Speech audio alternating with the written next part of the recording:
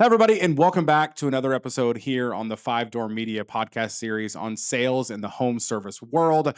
Because, as a marketing agency, we do realize that us supplying the leads is only the beginning. You need that great sales process to help close those leads to really make an impact. That's why we're bringing you insight from the top sales professionals in the industry, breaking down what it takes to turn opportunities into revenue, revenue into profit, profit into freedom, and freedom into impact. Let's get into today's conversation. Today's guest is someone who knows what it means to bet on yourself, face adversity, and come out on top. Jon Karmazyn launched Revive while carrying $163,000 in personal debt. Talk about pressure.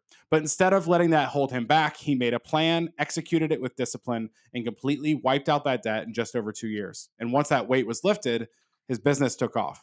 Now Revive is a thriving two-division powerhouse offering power washing and holiday lighting across 2 Pennsylvania markets. But here's what the best part is. Jon has built his business in a way that doesn't keep him trapped in the daily grind.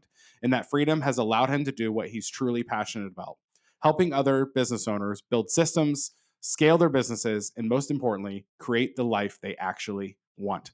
Jon has helped hundreds of entrepreneurs turn their vision into reality. And today, he's here to share his insights with us. Jon, welcome to the show. Hey, Drew, it's great to be here, man. I appreciate that. That was quite the intro. Absolutely. Well, good. I'm glad you liked it. I've been writing those, and they're fun. Yeah, I've been saying for a while, like I'm getting used to the host part of podcasts. I've been on like guest on a lot of podcasts, but being a host is a whole different thing. So Yeah, thank you for being here. sure. What's been going on lately?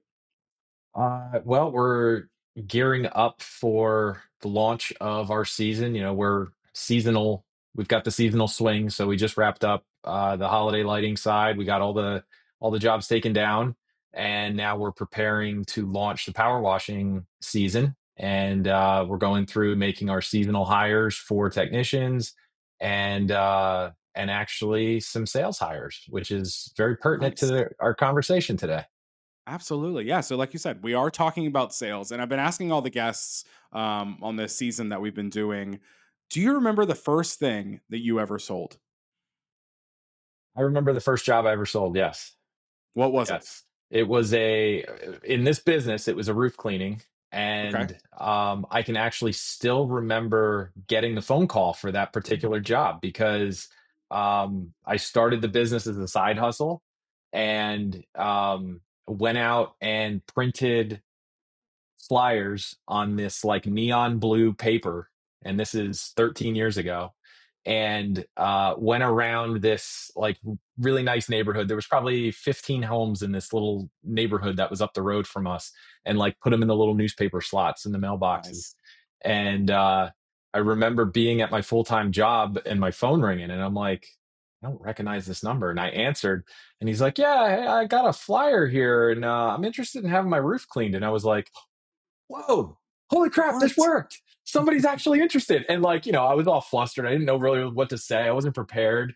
But yeah, that was a very memorable milestone in our business. And went out, sold the job, and completed it. And it was awesome.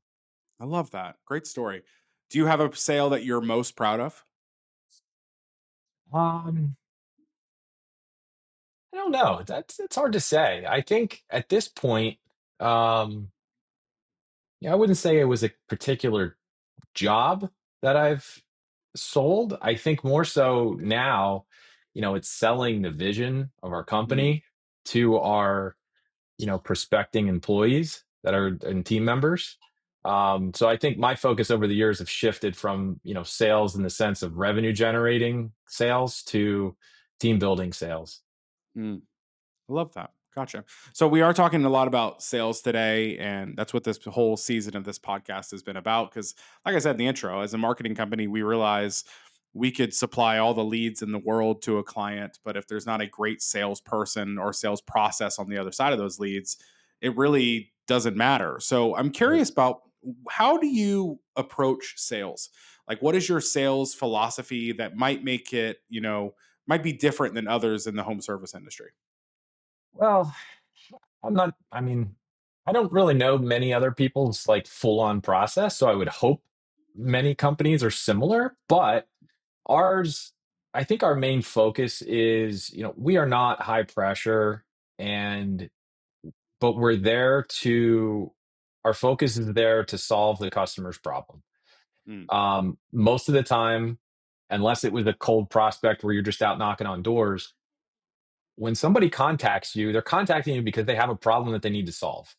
And it is our duty then to solve that as quickly and as efficiently as possible for that customer. Because most people, especially in our industry, like if they need to get their house washed or their deck power washed, like it's not an exciting process to go through for a customer, right? It's just a chore that they need to cross off their list and get it mhm. done because whatever, they've got something coming up or their HOA is breathing down their neck. But so we want to make that as frictionless as possible. And I think that's really our main focus is just making the process as seamless and create the least amount of friction as possible. Um, so they can get the information they need and make a decision quickly. Gotcha. What are some things that you've done to inhibit that? Um, well, I would say, our biggest thing is communication, like setting up the process and the expectations up front. So when the lead comes in, so whether it's from, marketing that we're doing, um, or, a neon blue flyer that I put out, in the mailbox, um, but it's that initial phone call is being very succinct and gathering the information, asking the right questions on the phone ahead of time to, I want to say pre-qualify. We don't like go in this in-depth, we're not like grilling the customers over the prospects over the phone, like Mhm. to really make sure it is what we need. We just want to make sure that they're in our service area, we could actually deliver on what they're looking for, and they meet a few certain criterias to make sure that we could actually execute on the work for them. And if that's the case, our process as of now is we go out, we send a salesperson, or we call them territory managers, out and actually meet with the prospect or the client, on their property. And we like to do that because most of the time the person's contacting us about one thing, and it's the one thing that they see and they think they need. Mm, But most of the time when we get out there and actually lay eyes on the property, there are other things that need addressed that they were kind of blind to, and it gives us an opportunity to point it out to them. So then we're doing the prospect really a better service because we can take care of more of their issues and problems that maybe they didn't even realize were problems. We like to point out, sometimes the people are like, I just want one side of my house power washed. We say, okay, that's great. Well, happy to give you a price for that. But most of our customers that ask for that, after we do wash the one side, it just looks so much brighter than everything else that they're like, oh, I wish I just would have got the whole house done. So mm. in that scenario, would it be okay if I gave you a price just for the one side and the whole house? That way you could at least compare, because really it's not that much more since we're already here and set up to just do the whole thing. And when you explain just a little bit of logic to most people, 80-90% of the time, we're doing the whole house. Sure. Yeah.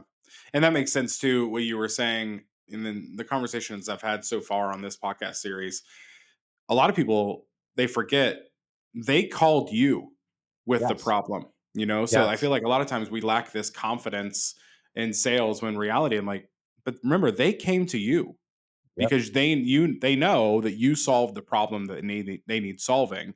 Um, and having a mindset going from there rather than you're having to like really sell them on it. Like, no, they're already sold. They know they need the problem solved. You offer that solution and just go from there. Yep. But communication is a big part of it. Absolutely, is what you're sounding like. And as much communication on the before it begins makes it an easier sale to actually like bring in the close. Right. Yeah. And, I've heard it said before, a lot of times when it comes down to making decisions, a lot of time it's like the customer or client just they want validation that they're making the right decision. So Mm, anytime like the experience just feels right through the process, that's just making another deposit in that decision bank for them. And by the time, so if we can stack, make a few deposits on the front end before the territory manager even steps foot on site to deliver the price, like they're already feeling pretty good about going with us. And it's like, hey, as long as the price is reasonable and within my budget, like let's do it. Yeah. So yeah. Gotcha. What is one thing that maybe you've seen in your coaching or talking to a lot of business owners? Maybe what's one thing you think a lot of home service businesses are missing when it comes to the world of sales? Early on, I think a lot of the times, especially the companies where it's kind of an owner operator or owner and maybe one or two helpers, so smaller, and they're growing, they know the work inside and out. Depending, no matter what service it is, if it's plumbing, pressure washing, Mm, landscaping, they know the service inside and out. And they want to tell the customer all the nitty gritty details to like over deliver on value. And there's a very small percentage of customers that actually care about all that stuff, right? They Most of them just want to know that there's a few. Well, it's all different, really, of what they want to know, and that's your hmm job as a sales professional to figure out what those specific needs are, and then just talk about those.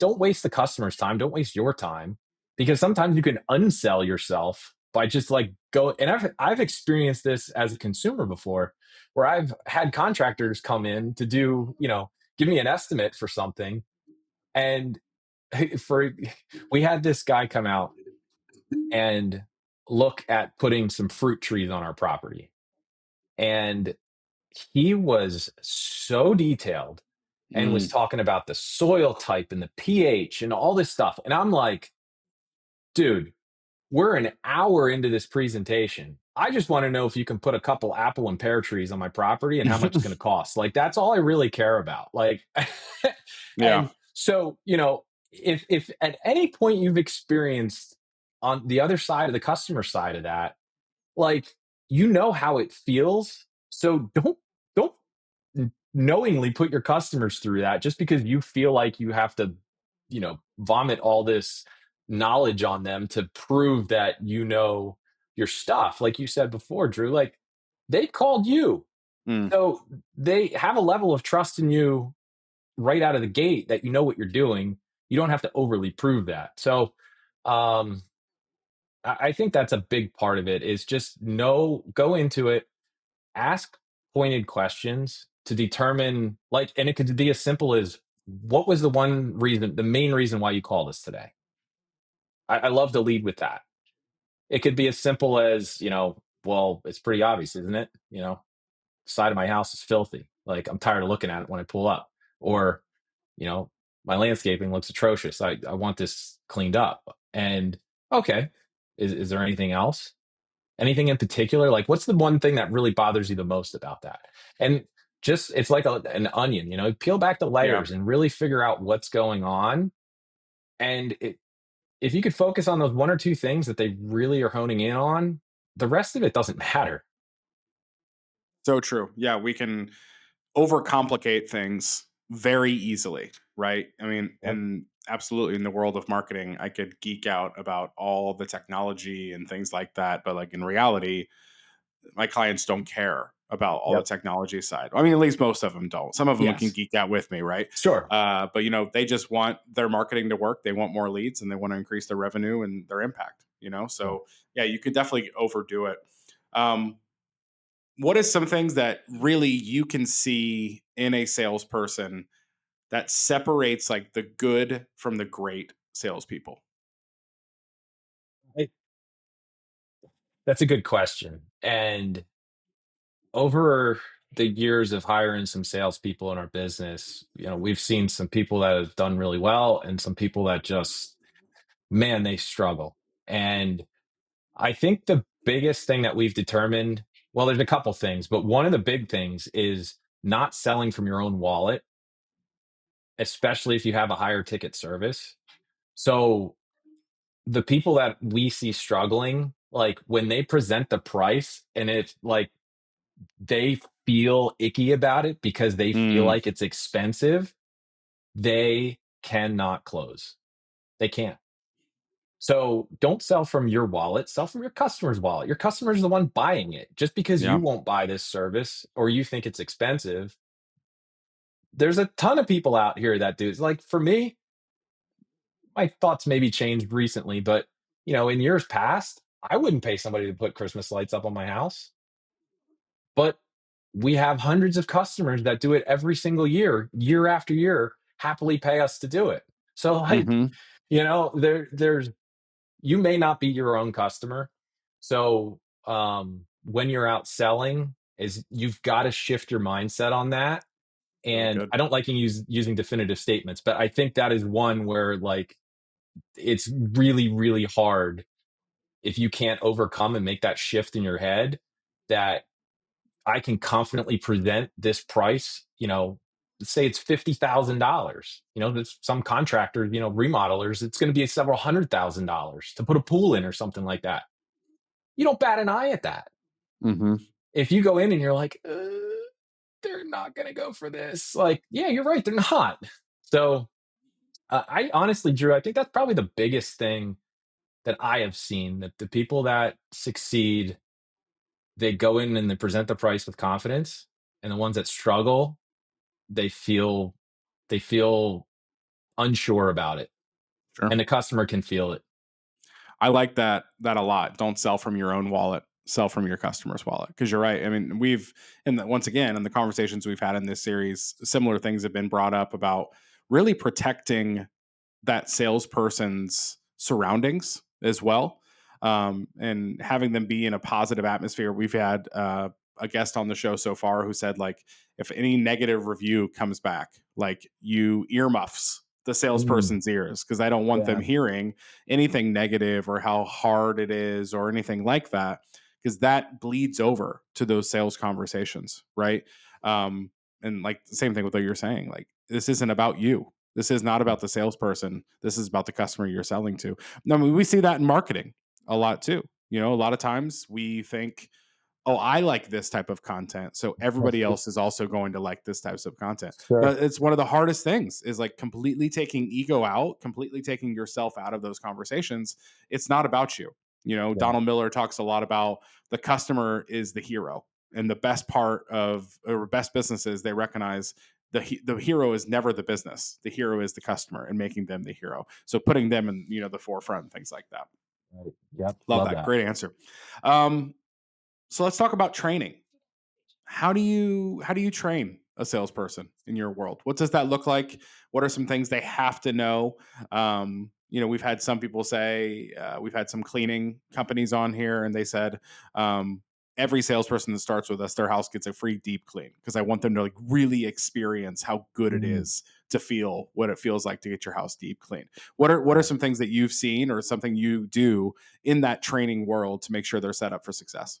Yeah, I love that. I would say it's kind of similar for us. And I don't want to sit here and act like we've got it all figured out either. I mean, our training process is always evolving and improving, and we're always learning because things change over the years. Yeah, So, it's what you do. um, but we do something similar to that where the new salesperson comes, joins the team. They actually go out in the field with the technicians and they spend 2 days side by side with the technicians performing the work because Mm, we want them to understand the level of effort one that goes into actually delivering the service. yep. And they need to speak intelligently in the sense that you get somebody who has that detailed background, they want to know all the nitty gritty specifics. We like people that can speak from experience, and there's a lot of value in that in my opinion. So having them actually go out and do the job, they can speak to that. So, and then obviously it's a lot more sticky on the training side because there's little nuanced things that they can look for that Mhm. when they're quoting a job that, if you hadn't done it, you wouldn't pick up on. So, um, so that's a big element. And then it also builds this, connection and camaraderie with the technicians because there's a level of communication that has to happen there internally amongst your Hmm. team between, sales and the deliverable team.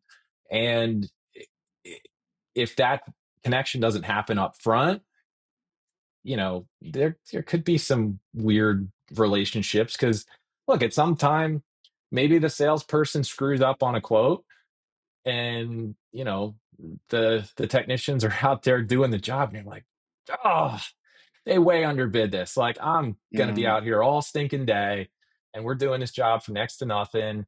But if they know that Jeff, he didn't do it on purpose, he made an yeah, honest mistake, it's all good. Like, yeah. we'll let it go. So, um, I think that's a big part for us. And then always honing in on the core values, starting with that. That's honestly something that we missed about 2 years ago in our training, was starting with our core values. Like, we redid Hmm. our training for all departments, and somehow that got overlooked and like ended up missing from a lot of our training videos. And I tell you what, we felt it. We Mm, noticed it. That year, the culture was just off. And interesting. we were like, what the heck? Like, we just couldn't put our finger on it. And then finally we went through and looked at all the training videos, and we're like, well, duh, the thing sits on the wall in the office, but the new hires was never reviewed what that Mm, means. So that's actually the second video that any new hire goes over in the training. There's an introduction, and then there's the core values, and it love that. explains what we stand for, why they're here, what they mean, and why they're important. And that just sets the tone then, because then everybody's working together on the, rowing in the same direction. I love that. And I love what you said in the beginning too about their first 2 days. Like they're the one holding the hose, they're the ones Yep. like doing the work. Which I love that because we were talking about it earlier, like really being confident in the pricing that you're quoting for people. And if they've actually done the work or they see how hard the work is, which I don't know of a niche in the home service world where it's not laborious, right? Like where Right. it's not hard, hard work. If they're confident that they know, hey, you're actually getting a deal because of how hard these people work to clean your house, or you're Yeah. actually getting a deal about how hard these people are going to work in your landscaping or your yard and things like that. Like it's a whole different mindset, right? When It they've really done is. that hard work too. Um, Great. Love that. Yeah. Yeah. Okay. So I want every one of these episodes for someone to walk away with something they could potentially do in literally 10 minutes after listening to this episode and potentially help move that needle in sales in their organization. Doesn't need to be something crazy. I think podcasts sometimes and just education in general, we talk about these like massive shifts and these massive changes that people should be doing in their businesses. But I'm a true believer that micro changes lead to macro differences. Um, what is something someone could do quickly that you might not think they're doing that they can get done like in 10 minutes after this episode? So I think I think with people I've worked with, one of the biggest noticeable shifts has to do with pricing. Lots of people, the way they determine their pricing, sometimes they don't even know, right? It Mm, was just kind of that sounds good. Let's go with that. So I want to tell a very quick story as it relates to kind of the actionable item, and hopefully it drives home sort of the reasoning behind it. So a few years back, Rolls Royce, the car brand, had gone to all the auto shows, Detroit, the big one in Detroit, Philadelphia, all the big cities. They'd go to these auto shows and show their cars. And they would never really move the needle on sales in cars. And it's because they were the highest priced automaker in the show, like by a long shot, too. mhm, You think like a fully decked out Cadillac Escalade is like 150, 160 grand, and then a Rolls Royce like base is like 350. So like there's a huge discrepancy there as far as comparing the prices. So someone at Rolls Royce was like, what do we this isn't working for us. We got to do something different. What can we do? So somebody had the brilliant idea of, rather than going to auto shows, let's go to air shows where Mm. they're showing off private jets and Gulf Streams. So they would present their cars. They'd take 4 or 5 Rolls Royces and put them out, kind of sprinkled amongst all these Gulfstream private jets, which are priced at 35 million, $50 million. And then you have a Rolls Royce set at 350 grand, $400,000. Bargain. Exactly, right? So the point of this, and of course, naturally, what do you think started happening? They started selling some cars, right? So the whole point of this has to do with something I like to call the law of comparison. So Rolls-Royce at the auto show, they were the highest tier, and the next thing was an Escalade. But they flipped the script at the auto show, and the disparity was even greater there. It wasn't $100,000, it was millions of Hmm. dollars. So, you had these people going to look at a $50 million Gulfstream jet. They would buy a Rolls Royce on the way out, like you buy a Snickers bar at the gas station. Like, it's basically the equivalent of it. It's like, oh, that's a nice car. Sure, I'll grab one of those. Wrap it up for me. So, a lot of this, how does this relate to pricing in our service businesses? So, it has to do with, one, the way you present your pricing. So, that Gulfstream jet anchored these people at this air show at a $50 million, we'll just call it a couple $1 million, right? Just to keep things even. A couple Hmm. $1 million jet versus a few $100,000 car. Where the inverse at the auto shows, it was like they were the highest and there was nothing really, where they couldn't go anywhere from there.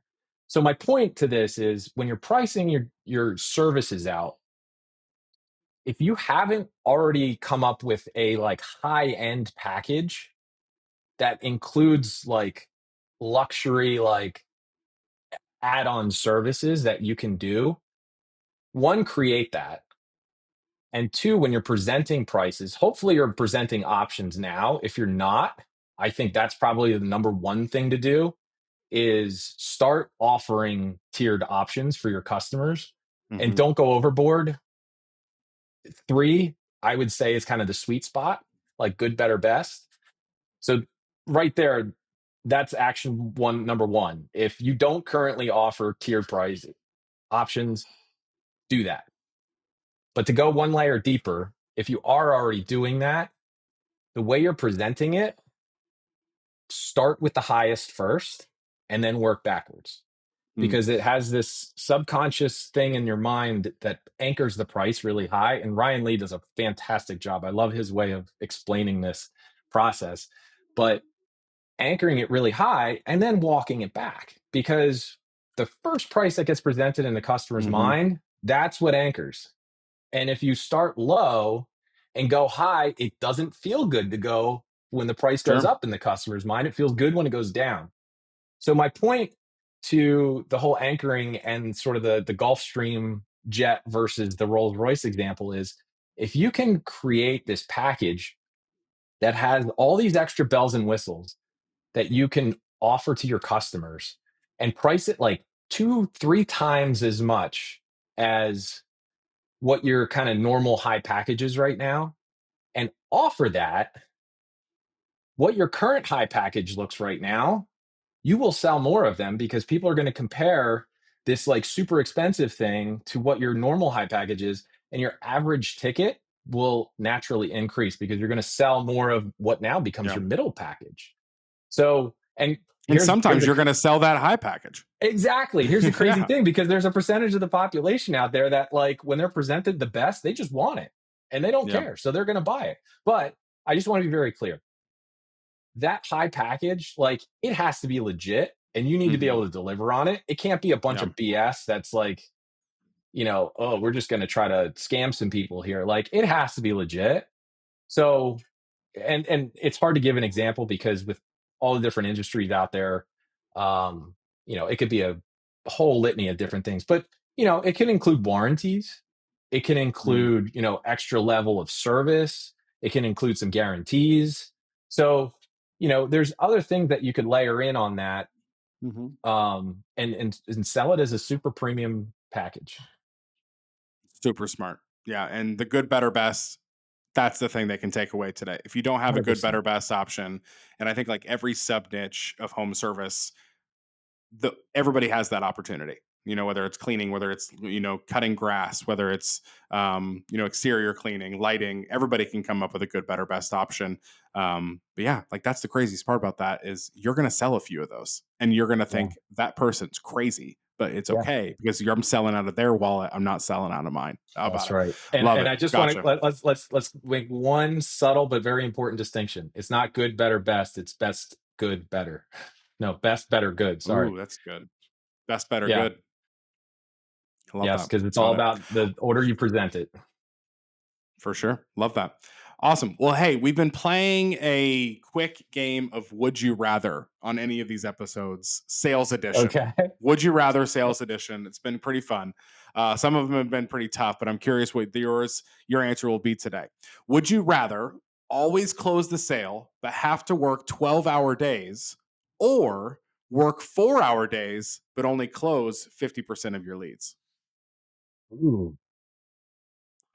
You close every sale, every lead gets closed, but you're working 12-hour days, or 50% of leads, 4-hour days. I'm This gonna is a go. thinker. I'm gonna go with the second one, just Okay. personally. Yeah, because um, I value my time, and I gain more time in that scenario. So I'm going with the I love 4 hours, 50%. Yep. Great answer. Great answer. Awesome. Well, that's a wrap for today's episode. I really hope you guys were able to take away some good little nuggets from our friend John here on this sales podcast to help you close more sales in your home service business. As always, we say the best market in the world doesn't matter if there's no one there to seal the deal. Sales is that final door of our 5-door ad strategy. And today's guest, like I said, dropped some great nuggets and wisdom on how to walk through that sales process with confidence. John, thank you for so much for being on the show today. Before we wrap up, where can people connect with you?